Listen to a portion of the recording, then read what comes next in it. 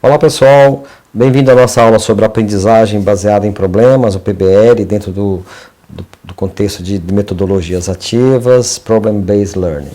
Bom, o PBL é um método ativo que considera o trabalho aí a partir de problemas reais ou simulados, que são ali do dia a dia, do cotidiano, do trabalho, do mundo real, do mundo profissional, que são ali propostos para que os alunos possam tentar solucioná-los, como? Por meio de pesquisas, discussões em grupos, sempre sob a supervisão de um tutor. Esse conceito tem três coisas muito importantes nesse conceito sobre o PBL. O primeiro, que o foco dele é a solução de problemas, ele é a base, esse método é baseado na solução de um problema, que pode ser real ou pode ser simulado. E também o meio, a pesquisa. É preciso agora que esses estudantes tenham acesso ao conhecimento necessário, às informações necessárias, aos dados necessários, para que eles possam, então, devidamente propor soluções para esses problemas. E também o conceito de supervisão, ou de orientação, ou de tutoria. É importante que haja o professor, a figura do professor, tutoriando, mediando o debate, mediando os processos, para que os estudantes tenham acesso a esse conhecimento e, ao mesmo tempo, consigam refletir de forma correta e propor as soluções para os problemas. Bom, com isso, o método tem uma tendência muito grande de ensino, nós vamos falar sobre isso nessa disciplina, desse método inovador, que traz muito da autonomia para o estudante, que traz muito da construção ativa do conhecimento, que explora muito a parte da vivência, do dia a dia de uma empresa, de um trabalho, de um ambiente, que explora muito a integração dos conteúdos, dos conhecimentos, e tudo aí com vistas à solução de problemas da vida real. E por isso tem sido um método muito utilizado hoje, principalmente quando nos falamos de metodologias ativas.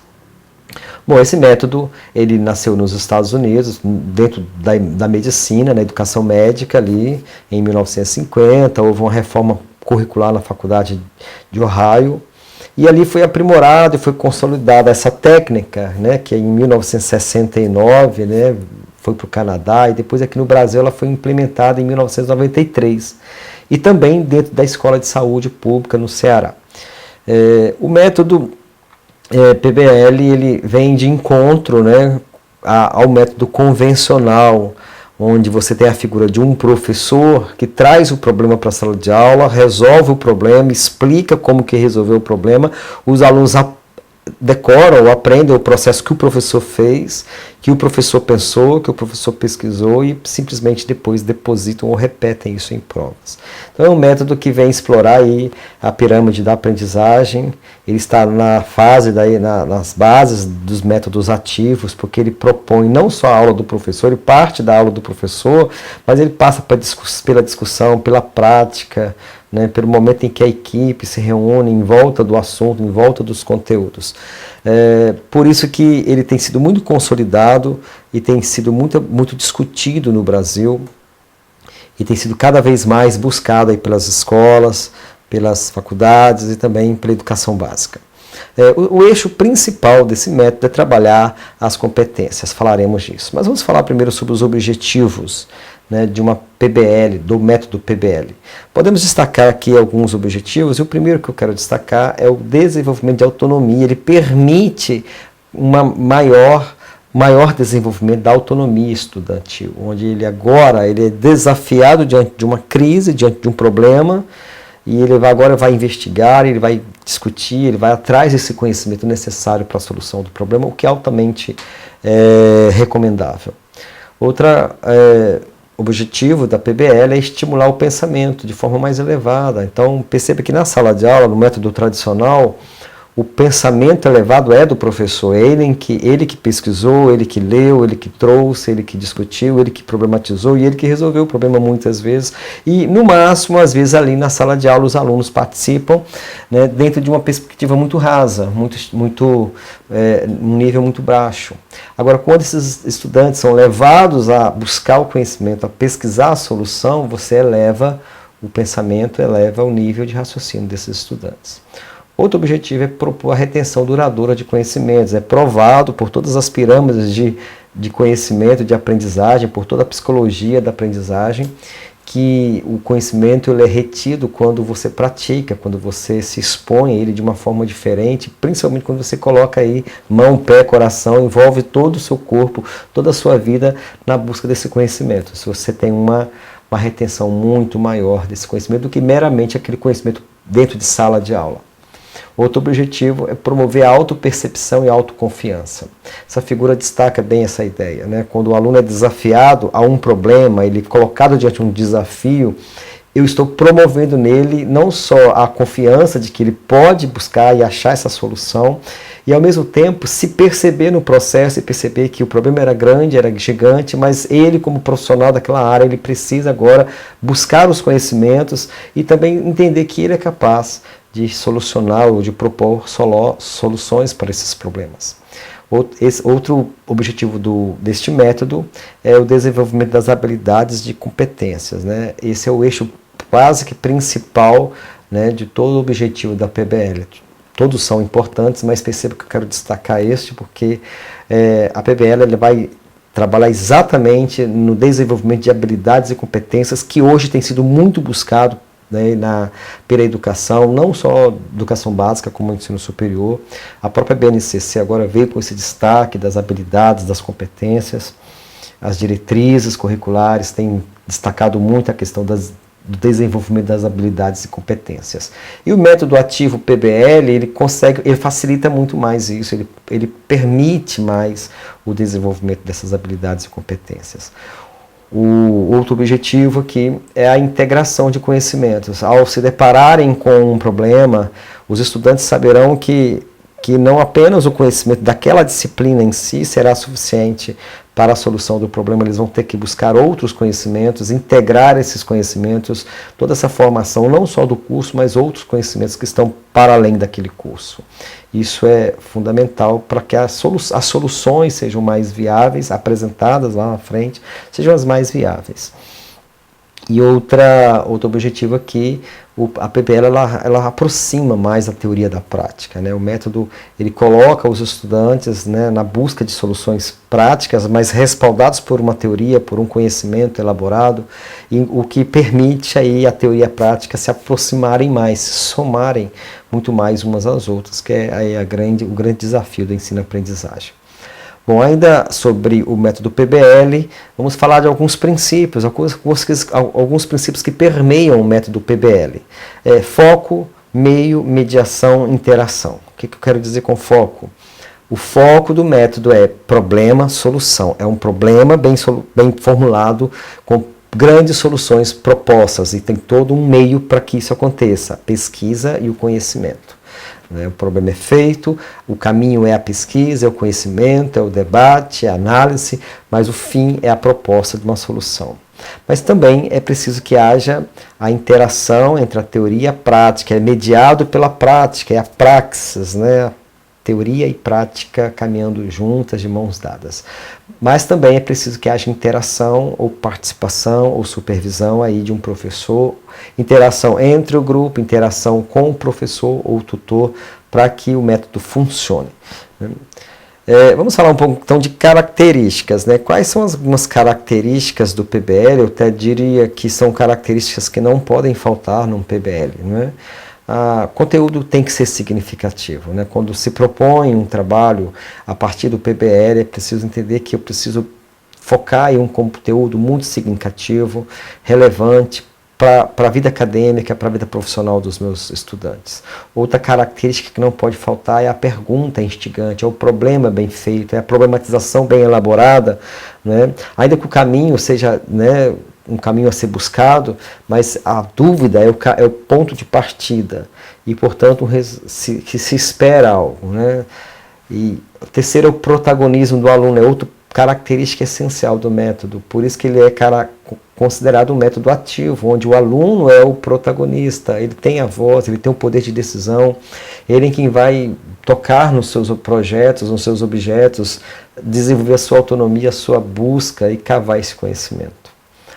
Uma outra coisa que não pode faltar no PBL é é um método voltado para desenvolvimento de habilidades, de competências, especialmente aquelas do século XXI, né?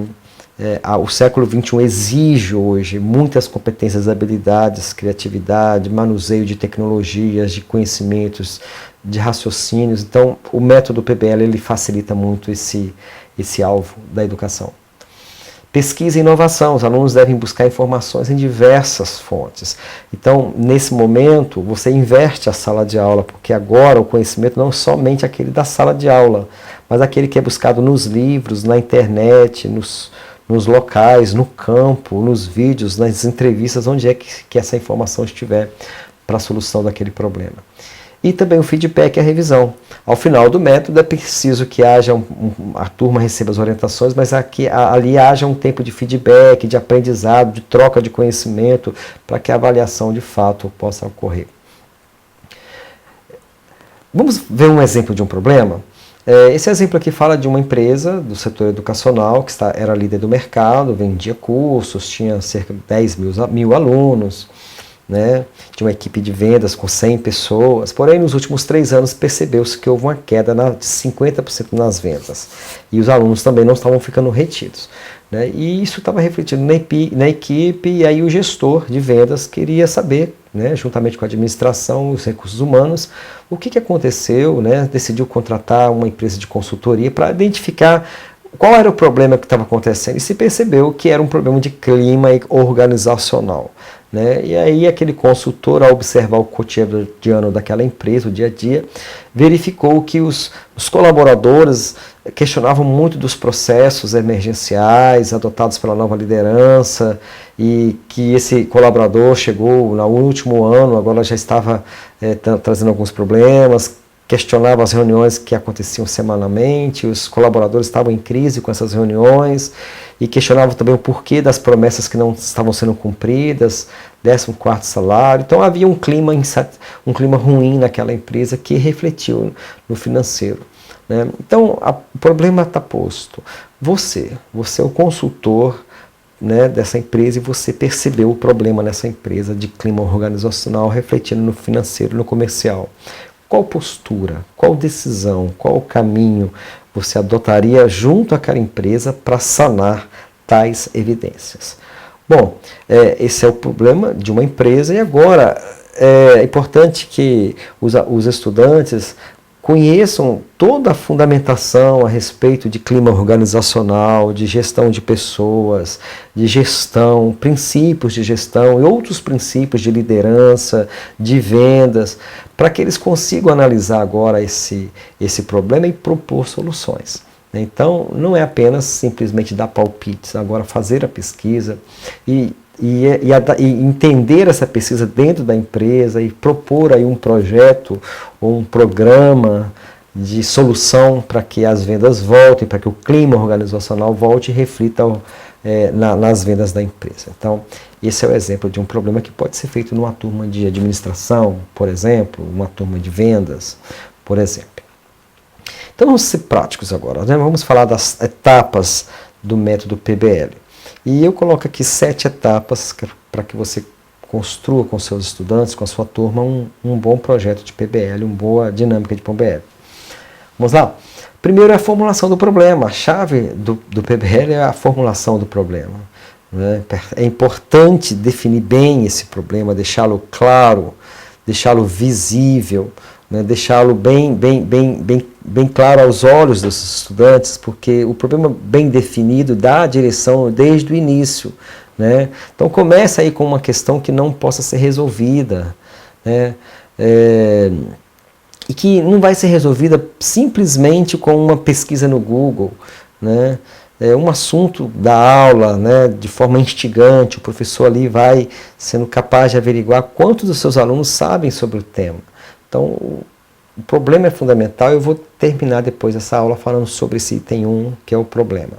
Mas é muito importante esse momento em que você define bem o problema. O outro passo aqui é o desafio. Você precisa, ao formular o problema, também ter a habilidade de desafiar os estudantes, né, a solução, né? Ele pode ser uma apresentação, você pode trazer um objeto, trazer uma pesquisa, demonstrar o conteúdo, de alguma forma que os alunos se interessem por aquele problema e sejam por ele desafiados e por ele se interessem, porque quando há envolvimento emocional e ele é desafiado, isso facilita muito a busca pelo conhecimento. Terceiro passo aqui é o passo da pesquisa, onde os estudantes agora começam se tornam agora especialistas no assunto, na questão. Eles precisam ser especialistas para poderem propor soluções corretas, né? Então, por isso eles têm que ir atrás de informação, de fontes, de textos, de pesquisas, se precisar ir ao campo, né? Para que eles consigam atingir o objetivo estabelecido. Quarto passo é o passo da mediação. A gente coloca como quarto passo, mas na verdade ele está em todo o processo, né? Aqui de uma maneira mais didática, que é a mediação, a orientação do professor. Nesse passo, né, em todos os passos, o professor precisa estar ali, né, desde o começo, dando dicas de bibliografia, fontes de pesquisa, ajudando os estudantes, né, no caminho da reflexão. Muitos deles, às vezes, vão ter bloqueios, não vão conseguir avançar, e o mediador precisa estar ali para dar uma ajuda, uma motivação, uma orientação, uma dica. Isso pode acontecer.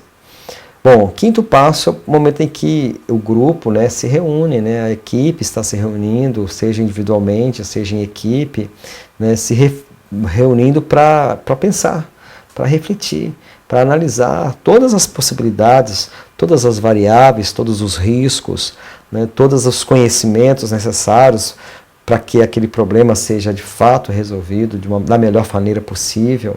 Então é importante que agora eles tenham esse tempo de reflexão, de análise dos conteúdos que foram pesquisados. Sexto passo aí é a elaboração de uma proposta de solução. O PBL ele precisa, né, ser, ao final, respondido com uma proposta de solução. Uma elaboração feita pelos alunos, onde eles ali, né, indicam etapas, caminhos, indicam soluções para que seja adotado por aquela ou empresa, ou sei lá qual for a entidade. Né? E por último, o momento de feedback, né? É o momento que toda a turma agora vai apresentar sua proposta, dar o feedback para a turma e fazer, nós fizemos isso, encontramos essa dificuldade, mas a melhor solução é esta, e é por aí que eles serão avaliados. Muitos professores podem estabelecer temas, o mesmo tema, o mesmo problema para todos, aí ao final todos vão apresentar suas soluções, algumas podem ser iguais, outras podem ser parecidas, outras podem ser totalmente diferentes, e também você pode dar problemas diferentes para grupos diferentes e variar aí o leque de pesquisa e esse momento de apresentação, de feedback, de avaliação, para que toda a turma também participe. Mas eu quero encerrar esse videográfico destacando o primeiro item, o problema, porque a apresentação do problema ele é a chave do PBL, né? Escolher o problema é o coração do negócio, né? Então, escolha um bom problema. O que é um bom problema? É um problema que tem pertinência com a sua disciplina, com a sua ementa, com um leque grande de conteúdos, que abrace talvez vários conteúdos da sua disciplina, né? E que sejam aí problemas úteis, né, ao aprendizado. O foco, né, o seu foco como professor é esse, a aprendizagem, o ensino, né, das competências, das habilidades. Então, seja um problema que esteja associado às competências, às habilidades que a sua disciplina está se propondo a fazer. Segundo passo, escolha problemas que tenham mais de uma solução. Se você coloca problemas que só tem uma única e possível solução, você minimiza aí o debate, a pesquisa, aí o problema já não é mais tão grande assim, né? Então é importante que esse problema tenha várias soluções, isso deixa muito rico o debate. E você vai depois ter lá no passo 7, no feedback, grupos que vão apresentar propostas diferentes, e visão diferentes, e conceitos diferentes que vão enriquecer muito sua aula. Terceira dica aqui é a identificação com conhecimento prévio. É importante lembrar que todo PBL, todo problema, toda proposta deve considerar um conhecimento prévio, mínimo e básico dos estudantes sobre aquele assunto. Não todo o conhecimento, até porque agora é a hora que eles vão se aprofundar nesse conhecimento.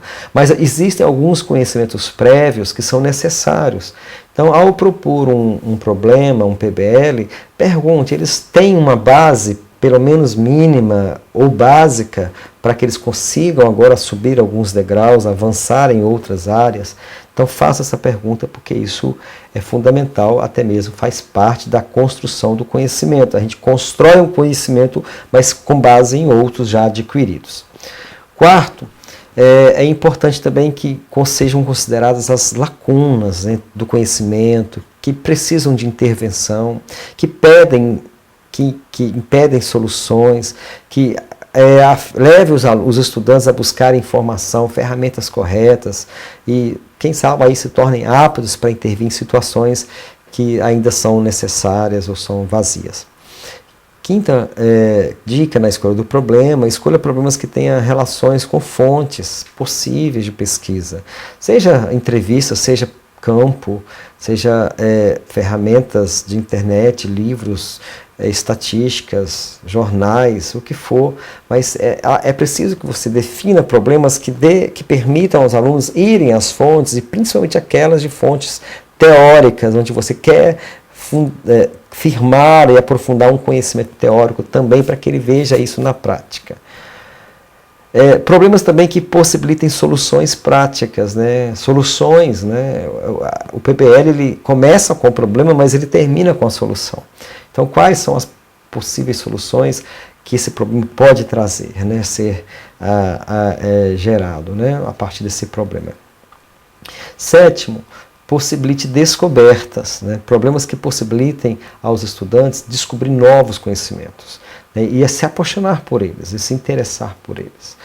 E é muitas vezes nessa busca, né, autônoma do conhecimento que ele vai conhecer coisas que ele não verá na sala de aula e não estudará em algum livro, talvez, indicado pela bibliografia, mas que ele poderá depois, né, se encantar por aquilo e avançar no seu conhecimento.